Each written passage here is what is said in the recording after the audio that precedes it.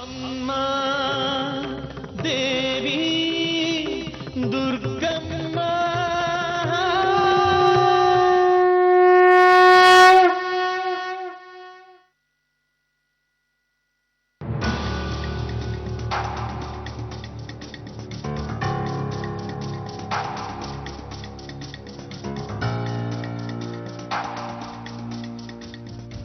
ಅಮ್ಮ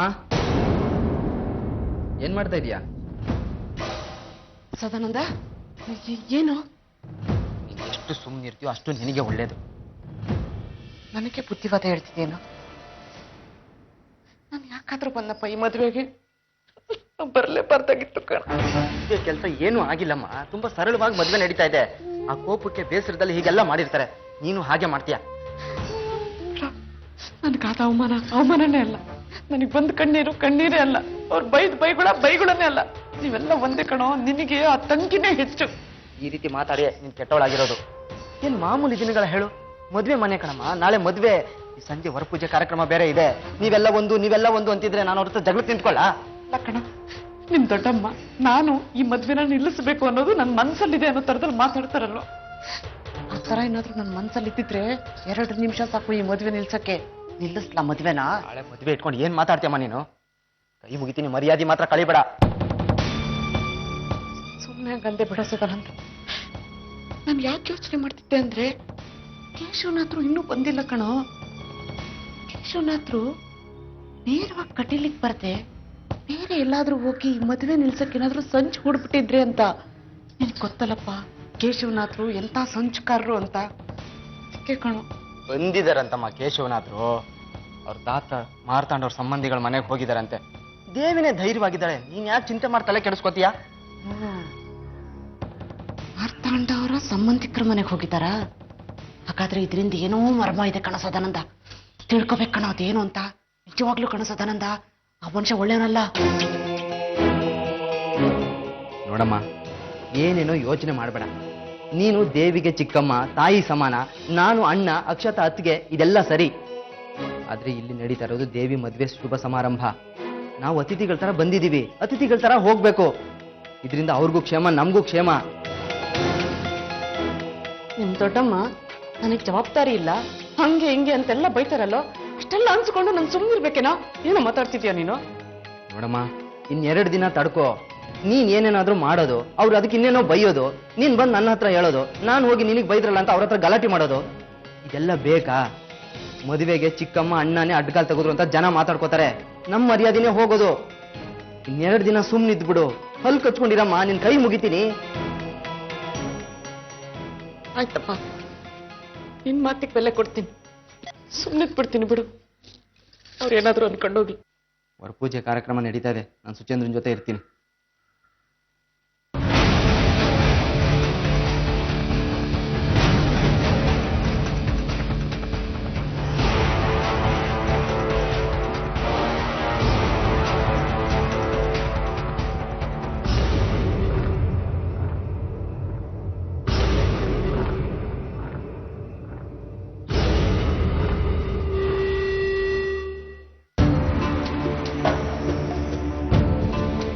ಎಲ್ಲಿಗೆ ಹೋಗಿದೆ ಭೂಪಾಲು?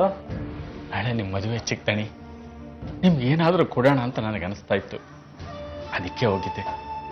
ನನ್ನ ಕಡೆಯಿಂದ ಈ ವಾಚ್ ಉಡುಗೊರೆ ಚಿಕ್ಕದಣಿ ನಿಮ್ಗೆ.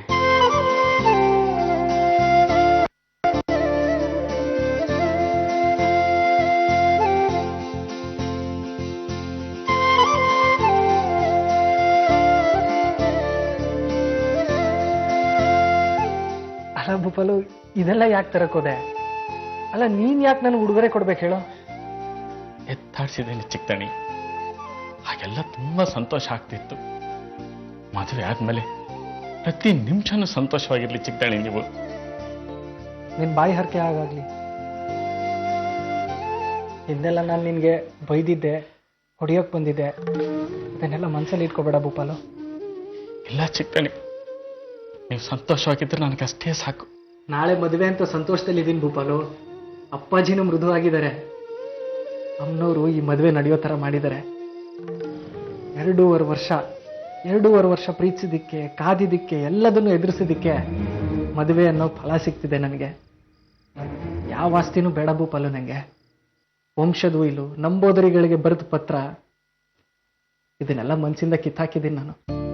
ನಿಮ್ಮ ಪಾಡಿಗೆ ನೀವು ಎತ್ಬಿಡಿ ಚಿಕ್ಕಣಿ. ದೀಪ ನಿಮ್ಮ ಹೆಸರಿಗಿದೆ. ದೇವಿ ಒಳ್ಳೆ ಹುಡುಗಿ ಚಿಕ್ಕಣಿ. ಇಷ್ಟೇ ಆಗ್ಲಿ ನಿಮ್ಮ ಪ್ರಪಂಚ. ಯಾಕೆ ಅಪ್ಪಾಜಿ ಜೊತೆ ಜಗಳ ಆಡ್ದೆ ಅಂತ ಅನ್ನಿಸ್ತಿದೆ ಭೂಪಾಲು. ನಮ್ಮಿಂದ ಏನು ನಡೆಯಲ್ಲ, ಎಲ್ಲ ನಡೆಸೋದು ಅಮ್ಮನವರು. ಸುಮ್ಮನೆ ಕಿತ್ತಾಡ್ತೀವಿ ಅಷ್ಟೇ. ಬಿಡಿ, ಹಾಗಿದ್ದಾಯ್ತು. ಕೆಟ್ಟದನ್ನೆಲ್ಲ ನೆನೆಸ್ಕೋಬೇಡಿ. ನೀವೀಗ ಮದುವೆ ಗಂಡು ಲಕ ಅಂತಿರ್ಬೇಕು. ಒಳ್ಳೇದಾಗ್ಲಿ ಚಿಕ್ಕಣಿ. ಆಯ್ತು ಭೂಪಾಲು, ಎಲ್ಲರೂ ಸಂತೋಷದಲ್ಲಿದ್ದಾರೆ. ಚಿಕ್ಕಣಿ, ಕಟೀಲಿಂದ ಮದುವೆ ಮುಗಿಸ್ಕೊಂಡು ಬಂದ್ಮೇಲೆ ಹೊಸ ದಂಪತಿಗಳು ನಮ್ಮನೆಗೆ ಊಟಕ್ಕೆ ಬರಬೇಕು. ಖಂಡಿತವಾಗಿ ಬರ್ತೀರಿ ತಾನೆ? ಅಯ್ಯೋ ಬರ್ತೀನಿ ಕಣ. ಅದಕ್ಕೆ ಯಾಕೆ ಹಿಂಗೆ ಹತ್ಕೋತಾ ಹೇಳ್ತಿದ್ಯಾ? ಬರ್ಬೇಕು ಚಿಕ್ಕಣಿ. ಖಂಡಿತವಾಗ್ಲೂ ಬರ್ತೀನಿ.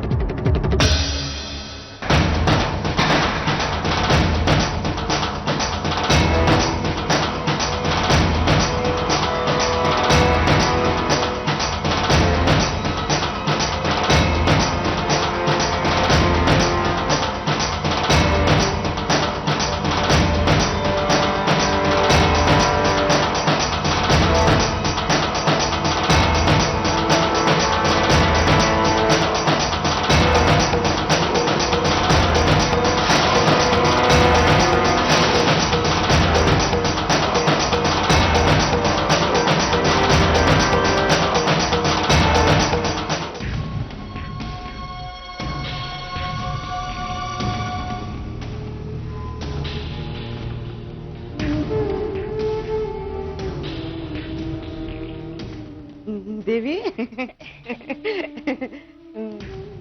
ಸ್ವರ್ಗಕ್ಕೆ ಏಣಿ ಹಾಕ್ಬೇಕು ಅಂತ ಅನ್ಕೊಂಡಿದ್ಯಾ ಮನಸ್ಸಿನಲ್ಲಿ ಅಲ್ವೇನೆ? ತಾಯಿ ಕ್ಷೇತ್ರ ಅಂದ್ರೆ ಸ್ವರ್ಗ ಇದ್ದಂಗೆ ಚಿಕ್ಕಮ್ಮ. ಈ ಕಟೀಲು ಕ್ಷೇತ್ರ ನನಗ್ ಸ್ವರ್ಗ ಕಾಣ್ತಿದೆ. ಕಲಿಯುಗದ ಭೂಮಿ, ಭೂಲೋಕ ಅಂದ್ರೆ ನರಕ ಕಣೆ. ಆಮೇಲೆ ದೇವಸ್ಥಾನಕ್ಕೆ ಹೋಗಿದ್ದಲ್ಲ, ದರ್ಶನ ಎಲ್ಲ ಚೆನ್ನಾಗಾಯ್ತೇನೆ? ವಿಗ್ರಹದ ಮೇಲಿನ ಹೂವು ಎಡಕ್ ಬಿತ್ತೋ ಬಲಕ್ ಬಿತ್ತೋ? ಯಾಕೆ ಚಿಕ್ಕಮ್ಮ ಏನೇನೋ ಮಾತಾಡ್ತಿದ್ದೀರಿ? ಹೀಗೆಲ್ಲ ಮಾತಾಡ್ಬೇಡಿ, ಬೇಜಾರಾಗುತ್ತೆ. ಹ್ಞೂ ಕಣಮ್ಮ, ನಾನೇ ಏನೇನೋ ಮಾತಾಡೋದು. ಆದ್ರೆ ನೀನು ಏನೇನೋ ಮಾಡ್ತಿದೀಯಲ್ಲ. ನಾನೇನ್ ಮಾಡ್ದೆ ಚಿಕ್ಕಮ್ಮ? ನಾನೇನು ಮಾಡಿಲ್ಲ. ಹೌದಾ? ಅವತ್ತು ಟಿಟಿ ಹತ್ಬೇಕಾದ್ರೆ ನಿನ್ ಕೈಲಿ ಒಂದ್ ಚೀಲ ಇತ್ತು. ಬೆಕ್ಕು ತನ್ ಮರಿನ ಗಟ್ಟಿಯಾಗಿ ಔಚ್ಕೊಂಡಿರುತ್ತಲ್ಲ, ಹಂಗ ಔಚ್ಕೊಂಡಿದ್ದೆ ಆ ಬ್ಯಾಗ್ನ. ಅದ್ರಲ್ಲಿ ಏನೋ ಮಹತ್ತರವಾದದ್ದು ಇದೆ ಅನ್ನೋ ತರದಲ್ಲಿ. ಇವತ್ ನೋಡಿದ್ರೆ ಆ ಬ್ಯಾಗ್ನ ಎಲ್ ಬೇಕಲ್ಲೇ ಬಿಟ್ಟಿದ್ಯಲ್ಲೇ. ತಾಯಿ ಕ್ಷೇತ್ರ ಅಂದ್ರೆ ಸ್ವರ್ಗ ಇದ್ದಂಗೆ ಅಂತ ಯಾಕಂದೆ ಹೇಳಿ? ಇಲ್ಲೇನು ಕೆಟ್ಟದಾಗಲ್ಲ ಚಿಕ್ಕಮ್ಮ, ಇಲ್ಲಿ ಯಾವ ಭಯಾನೂ ಇಲ್ಲ. ಹಾಗಾದ್ರೆ ಆ ಬ್ಯಾಗ್ ಅಲ್ಲಿ ಬೆಳ್ಳಿ, ಬಂಗಾರ, ಒಡವೆ ಏನೂ ಇರ್ಲಿಲ್ಲ, ಬೇರೆ ಏನೋ ಇದೆ. ನೀವ್ ಯಾಕೆ ಚಿಕ್ಕಮ್ಮ ಇಷ್ಟೊಂದು ಕುತೂಹಲ ತೋರಿಸ್ತಿದ್ದೀರಿ? ಅನುಮಾನ ಬರಲ್ವೇನೆ? ನಾನ್ ಟಿಟಿಯಲ್ಲಿ ಆ ಬ್ಯಾಗ್ ಇಟ್ಕೋತೀನಿ ಅಂದ್ರೆ ನೀನ್ ಕೊಡ್ಲೇ ಇಲ್ಲ. ಆ ಚೀಲದಲ್ಲಿರೋದ್ನ ಯಾರ್ ಜೋಪಾನ ಮಾಡ್ತಾರೋ ನಾನು ಅವ್ರಿಗೆ ತಲ್ಸಿದೀನಿ ಚಿಕ್ಕಮ್ಮ. ಆ ಚೀಲದಲ್ಲಿ ಏನೂ ಇಲ್ಲ, ಹಾಗಾಗಿ ನನ್ನ ಹತ್ರ ಇಲ್ಲ. ಹೌದಾ? ಒಳ್ಳೇದ್ ಬಿಡೆ. ನಮ್ಮ ವಸ್ತುಗಳು ನಾವು ಜೋಪಾನ ಮಾಡ್ಕೊಳ್ಳೋದ್ರಲ್ಲಿ ತಪ್ಪೇನಿದೆ? ನಾಳೆ ಮದುವೆ, ಬೇರೇನು ತೊಂದರೆ ಆಗ್ಬಾರ್ದು ನೋಡು ಅಲ್ವಾ? ಹೌದು ಚಿಕ್ಕಮ್ಮ. ಪಾಯಸ ಏನೋ ಮಾಡಿದಾರಂತೆ, ಸ್ವಲ್ಪ ತಿನ್ಕೊಂಡ್ ಬರೋಣವಾ? ತಿನ್ನೋಣ ತಿನ್ನೋಣ ಕಣೆ. ಆದ್ರೆ ಆ ಚೀಲನ ಯಾರು ಜೋಪಾನ ಮಾಡ್ತಿದ್ದಾರೆ? ಸುಮ್ಮನೆ ಮಾತೆಗಂದೆ ಅಷ್ಟೇ ಚಿಕ್ಕಮ್ಮ. ಬನ್ನಿ ಪಾಯಸ ತಿನ್ಕೊಂಡ್ ಬರೋಣ. ಅಲ್ಲ ಕಣೆ ದೇವಿ, ನಾನು ನಿಮ್ಮ ಚಿಕ್ಕಮ್ಮ, ತಾಯಿ ಸಮಾನ ಅಲ್ವೇನೆ? ನನ್ನ ಕೈಲೇ ಕೊಡ್ಬೋದಾಗಿತ್ತಲ್ವ ಚಿಕ್ಕಮ್ಮ ಜೋಪಾನ ಮಾಡಿ ಅಂತ.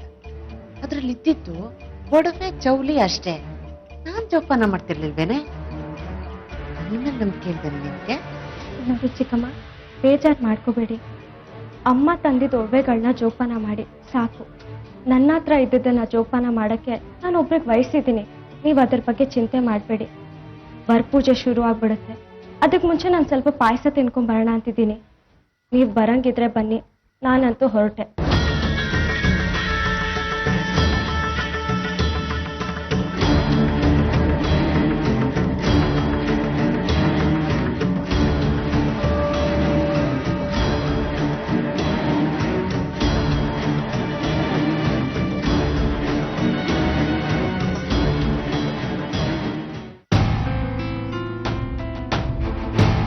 ರೀ, ಬನ್ನಿ ಇಲ್ಲಿ. ಕಾಫಿ ತಗೊಳ್ಳಿ. ನಿಮ್ಮ ಹತ್ರ ಒಂದು ವಿಷಯ ಮಾತಾಡ್ಬೇಕು. ಮಾತಾಡ್ಲಾ? ನೀನ್ ನನ್ನ ಹೆಂಡತಿ ಕಣೆ. ಬೆಣ್ಣೆ ಯಾಕೆ ಹಚ್ತಾ ಇದೀಯಾ? ಮಕ್ಳಿಗೆ ಚಾಕ್ಲೇಟ್ ಕೊಟ್ಟು ಪುಸ್ಲಾಯಿಸ್ದಂಗೆ. ಅದೇನಂತ ಹೇಳು. ದೇವಿ ತುಂಬಾ ಬೇಜಾರಾಗಿದ್ದಾಳೆ. ನಂಗಿದು ಮದುವೆ ಮನೆ ಅನ್ನಿಸ್ತಾನೆ ಇಲ್ಲ. ನಶೆ ಕಣೆ ನಿಮ್ಗೆಲ್ಲ. ಹೆಣ್ಮಕ್ಳಿಗೆ ಒಂದಲ್ಲ ಒಂದು ವಿಚಾರ ಮನ್ಸಲ್ಲಿ ಕಾಡ್ತಾನೆ ಇರುತ್ತೆ. ನಾನು ಅತ್ತೆ ಬಗ್ಗೆ ಮಾತಾಡಿದ್ರೆ ನಿಮಗೆ ಕೋಪ ಬರುತ್ತೆ. ಕೈ ಎತ್ಕೊಂಡೇ ಬರ್ತೀರಾ? ಅಮ್ಮನ ಹತ್ರ ಮಾತಾಡ್ಕೊಂಡು ಬಂದಿದ್ದೀನಿ, ಸಮಾಧಾನವಾಗಿದ್ದಾಳೆ ಬಿಡು. ನೀವು ಹೊಡೆದ್ರೂ ಪರವಾಗಿಲ್ಲ. ಅತ್ತೆ ತುಂಬಾ ವಿಚಿತ್ರವಾಗಿ ಆಡ್ತಿದ್ದಾರೆ. ಅಮ್ಮನ್ ಇದ್ದಿದ್ದೇ ಅಲ್ವಾ, ಅವಳಿಗೂ ಇದೆಲ್ಲ ಮಾಡ್ಬೇಕು ಅನ್ನೋ ಉದ್ದೇಶ ಇಲ್ಲ. ಚಿತ್ರದ ಕಸ ಗುಡ್ಸೋಳು ಅತ್ತೆ ಬಗ್ಗೆ ಅನುಮಾನ ಪಡ್ತಿದ್ದಾಳೆ. ದೇವಸ್ಥಾನಕ್ಕೆ ಬನ್ನಿ ಅತ್ತೆ ಅಂತ ಕರೆದ್ರೆ ಕೆಲಸ ಇದೆ ಅಂದ್ರು. ಆದ್ರೆ ನಾವು ದೇವಸ್ಥಾನದಿಂದ ವಾಪಸ್ ಬಂದಾಗ ಸುಮ್ಮನೆ ಕೂತಿದ್ರು ಅತ್ತೆ. ಮ್ಯಾನೇಜರ್ ಸಿಗ್ದಿದ್ರೆ ಅಮ್ಮ ಏನೇ ಮಾಡ್ತಾಳೆ? ಅಮ್ಮನ್ಗೆ ಇದು ಹೊಸ ಊರಲ್ವಾ? ಛತ್ರದ ಮ್ಯಾನೇಜರ್ ಇರ್ಲಿಲ್ಲ ಸರಿ, ಆದ್ರೆ ಅಸಿಸ್ಟೆಂಟ್ ಇದ್ರಂತೆ. ಏನ್ ಕೆಲ್ಸ ಅಂತ ಕೇಳಿದಕ್ಕೆ ಅತ್ತೆ ಮಾತೇ ಆಡ್ಲಿಲ್ವಂತೆ. ದೇವಿ ರೂಮ್ ಕಡೆ ಓಡಾಡ್ತಿದ್ರಂತೆ. ಫೋಟೋ ತಿರುಗಿಸಿಟ್ಟಿದ್ದು ಅತ್ತೆನೆ ಅಂತ ಭೂಪಾಲು ಹೇಳಿದ್ರು. ಅತ್ತೆ ಯಾಕೆ ಹೀಗಾಡ್ತಿದ್ದಾರೆ? ನಿಮ್ ಅತ್ತೆ ಕಡೆ ಒಂದ್ ಕಣ್ಣಿಟ್ಟಿರಿ ಅಂತ ಭೂಪಾಲು ಹೇಳಿದ್ರು ರೀ. ಅಮ್ಮಂಗೆ ಈ ಜನ್ಮಕ್ಕೆ ಬುದ್ಧಿ ಬರಲ್ಲ ಕಣೆ. ಮಾಡ್ತೀನಿರು. ನೋಡಿ, ನೀವು ಸುಮ್ಮನೆ ರಂಪ ಮಾಡ್ಬೇಡಿ. ಇಲ್ಲಿ ನೋಡಿದ್ರೆ ಕೇಶವನಾದ್ರೂ ಬಂದಿಲ್ಲ. ಅತ್ತೆ ದೇವಸ್ಥಾನ ಕರೆದ್ರೆ ಬರಲ್ಲ, ಯಾವಾಗ್ಲೂ ಯೋಚನೆ ಮಾಡ್ತಿರ್ತಾರೆ. ಇದೆಲ್ಲ ಸರಿನಾ? ನಾಳೆ ದೇವಿ ಮದುವೆ. ನೀವು ನೋಡಿದ್ರೆ ಯಾವಾಗ್ಲೂ ತಮಾಷೆ, ಆನೆ ಲಯ, ಮಗು ಅಂತಿರ್ತೀರ. ಅಪ್ಪ ಹಿಂಗೆ ವಯಸ್ಸಾಯ್ತು. ತಂಗಿ ಮದುವೆನ ಜವಾಬ್ದಾರಿಯಿಂದ ನಡೆಸಿ. ಯಾಕೆ ಏನು ಮಾತಾಡ್ತಿಲ್ಲ? ಸೊಸೆ ಬುದ್ಧಿ ತೋರಿಸ್ಬಿಟ್ಲು ಅಂತ ಬೈಕೋತಾ ಇದ್ದೀರಾ ಮನ್ಸಲ್ಲಿ? ಇಲ್ಲ ಕಣೆ, ನೀನ್ ಎಂಥವಳು ಅಂತ ನನಗೆ ಗೊತ್ತು. ನೀನ್ ಹೇಳ್ತಾ ಇರೋದೇ ಸರಿ. ಸುಗಮವಾಗಿ ಮದ್ವೆ ನಡೀಲಿ. ಅತ್ತೆ ಬಗ್ಗೆ ಒಂದ್ ಕಣ್ಣಿಟ್ಟಿರಿ. ನಮ್ಗೆ ಯಾವ ಕೆಟ್ಟ ಹೆಸರು ಬರಬಾರ್ದು. ಮುತುವರ್ಜಿ ತಗೊಂಡು ಓಡಾಡಿ, ಗೊತ್ತಾಯ್ತಾ?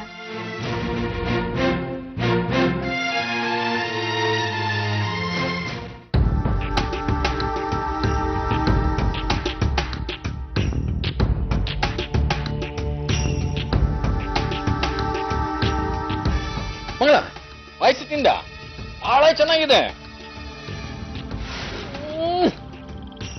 ಊರಿ ಭೋಜನ, ಹೊಟ್ಟೆಲಿ ಪರಮಾತ್ಮನ ನರ್ತನ. ಏನಿಗೆ ಬಿಡು, ಚೆನ್ನಾಗಿರೋದು ಚೆನ್ನಾಗಿಲ್ದಿರೋ ತನ ಕಾಣುತ್ತೆ. ಏನ್ ಮಗಳ ಸಮಾಚಾರ? ಹೋಗಿ ಬಂದು ನನ್ನ ಕಣ್ಣಿಗೆ ಕಾಣಿಸ್ಕೊಳ್ತಾ ಇದೀಯಾ? ಶ್ರೀಯುತ ಕೇಶವನಾಥರು ತಿಂದ್ರು ಪಾಯಸನ? ಎಲ್ಲಿ ಪತ್ತೆನೇ ಇಲ್ಲ. ಮಾರ್ತಾಂಡ ಅವರ ಪ್ರತಿರೂಪ ಶ್ರೀ ಕೇಶವನಾಥರು ಬರ್ತಾರಂತ ಇಲ್ಲಂತ? ಅಥವಾ ಯಾವ ಬೆಟ್ಟದ ಬುಡದ ಅಡಿಯಲ್ಲಿ ಕುಳಿತು ತಪಸ್ ಮಾಡ್ತಾ ಇದ್ದಾರೆ ವರ ಬೇಕು ಅಂತ? ದೇವ್ರೇನಾದ್ರೂ ಈ ಕಾಲದಲ್ಲಿ ನಮಗೂ ಪ್ರತ್ಯಕ್ಷ ಆಗೋ ತರ ಇದ್ದಿದ್ರೆ ನಾನೇ ತಪಸ್ಸಿ ಕೂತ್ಕೊಂಡ್ಬಿಡ್ತಿದ್ದೆ, ವರನೂ ಕೇಳ್ತಿದ್ದೆ, ಮಂಗಳನಿಗೆ ಒಳ್ಳೆ ಬುದ್ಧಿ ಕೊಡಪ್ಪ ಅಂತ. ಪಾಯಸದಲ್ಲಿ ಸಕ್ಕರೆ ಬೆರೆತಿರುತ್ತಲ್ಲ, ಹಾಗೆ ಎಲ್ಲಾ ಮನುಷ್ಯರಿಗೂ ಆ ದೇವರು ಒಳ್ಳೆ ಬುದ್ಧಿ ಅನ್ನೋದನ್ನ ಕೊಟ್ಟಿರ್ತಾನೆ. ಈಗ ನರಿಗೆ ನರಿ ಬುದ್ಧಿ, ಕುರಿಗೆ ಕುರಿ ಬುದ್ಧಿ. ನೀವೆಲ್ಲ ನರಿಗಳು. ನಮ್ಮನ್ನೆಲ್ಲ ನಿಮ್ಮ ಸಾಧನೆಗೆ ಬಳಸ್ಕೊಂಡು ಕುರಿಗಳನ್ನಾಗಿ ಮಾಡಿದೀರಾ. ಸ್ವಲ್ಪ ಹೊತ್ತಿಗೆ ವರಪೂಜೆ ಶುರುವಾಗುತ್ತೆ. ಹೆಣ್ಣಿನ ಕಡೆಯಿಂದ ಪೂರ್ಣ ಕುಂಭ ಹಿಡ್ಕೊಂಡು ವರನ ಕಡೆಯವ್ರಿಗೆ ಸ್ವಾಗತ ಬಯಸೋದಕ್ಕೆ ನಿಲ್ಲು. ನೋಡ್ತಾ ಇರು, ದಣಿಗಳು ಬರ್ತಾರೆ ವರಪೂಜೆಗೆ. ಯಾವ ವರ ಕೇಳ್ತಿದಾರಂತೆ ಕೇಶವನಾಥರು? ವರ ಕೇಳಕ್ ಹೋಗಿಲ್ಲ, ತಾತ ಮಾರ್ತಾಂಡ್ ಅವರ ಸಂಬಂಧಿಕರನ್ನ ಮದುವೆ ಕರೆಯೋದಕ್ಕೆ ಹೋಗಿದ್ದಾರೆ. ಇನ್ನೇನು ಬಂದು ಬಿಡ್ತಾರೆ. ಹೋಗಿ ಸ್ವಾಗತಕ್ಕೆ ಸಿದ್ಧ ಮಾಡ್ಕೊ ಹೋಗು ಮಂಗಳ. ಇಲ್ಲೇ ಭೂಪಾಲು, ಸುಳ್ಳು ನೀನ್ ಹುಟ್ಟಿದ ಮೇಲೆ ಹುಟ್ಟಿದ್ದು ಅಂತ ನನಗ್ ಗೊತ್ತು. ಇರ್ಲಿ ಹೇಳು, ಯಾವ ವರ ಕೇಳ್ತಿದಾರಂತೆ ಕೇಶವನಾಥರು? ನಾನು ಅಂದುಕೊಂಡ ಹಾಗೆ ಏನಾದ್ರೂ ವರ ಕೇಳಿದ್ರೆ, ಅಂದ್ರೆ ಈ ಮದುವೆ ನಿಲ್ಲಬೇಕು ಅಂತ ಏನಾದ್ರೂ ವರ ಕೇಳಿದ್ರೆ ಬದುಕೊಂಡ್ರು. ಹಾಗೇನಾದ್ರೂ ಆದ್ರೆ ಇಡೀ ಕಟಿಲಿಗೆ ಒಬ್ಬೆಟ್ಟಿನ ಊಟ ಹಾಕಿಸ್ಬೇಕು ಅಂತಿದ್ದೀನಿ. ಏನಂತ್ಯಾ?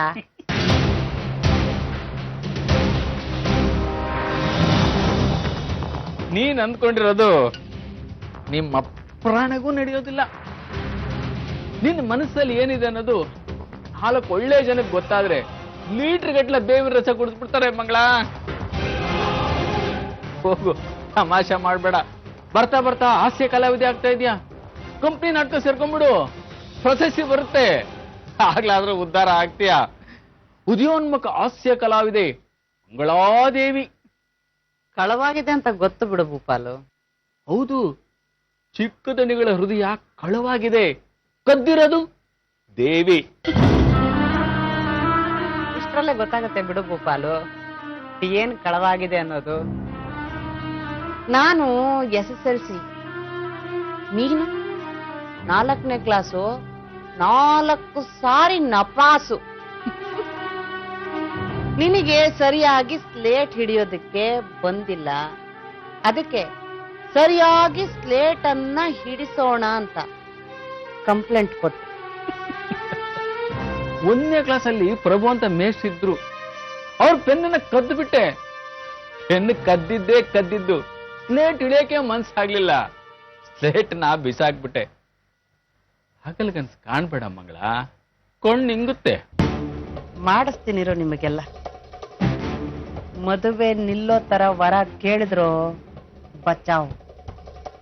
ಮದುವೆ ಆಗೋ ತರ ಏನಾದ್ರೂ ಆದ್ರೆ ನಾನೇ ದೇವಿನ ಕಲ್ಯಾಣ ಮಂಟಪದಿಂದ ಎದ್ದು ಓಡೋ ತರ ಮಾಡ್ಬಿಡ್ತೀನಿ. ಶಂಖ ಅಂದ್ರೆ ದೇವಿ ಪ್ರಾಣ, ಅದನ್ನು ಬಿಟ್ಟ ಅವಳಿಲ್ಲ. ವರಪೂಜೆ ಆಗೋ ತನಕ ಕಾಯ್ತೀನಿ. ಆ ಸಮಯಕ್ಕೂ ಕದ್ದ ಕೇಶವನಾಥರು ಬರದೇ ಇದ್ರೆ ನಾನೇ ಹೋಗಿ ಎಲ್ಲ ಹೇಳ್ಬಿಡ್ತೀನಿ. ಆಗ ದೇವಿನೇ ಈ ಮದುವೆ ಬೇಡ ಅಂತಾಳೆ. ಲೇ, ನನ್ನನ್ನೇನ್ ಗುಗ್ಗು ಅನ್ಕೊಂಡಿದೀಯೇನೋ? ನಿಮ್ಗೆಲ್ಲ ಸರಿಯಾದ ಶಾಸ್ತಿ ಮಾಡ್ತೀನಿ, ನೋಡ್ತಾ ಇರು.